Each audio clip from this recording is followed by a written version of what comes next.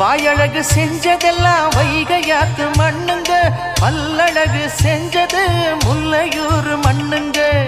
நெத்தி செய்யும் மண்ணுக்கு சுத்தி சுத்தி வந்தேங்க, நிலாவில் மண் எடுத்து நெத்தி செஞ்சேன் பாருங்க.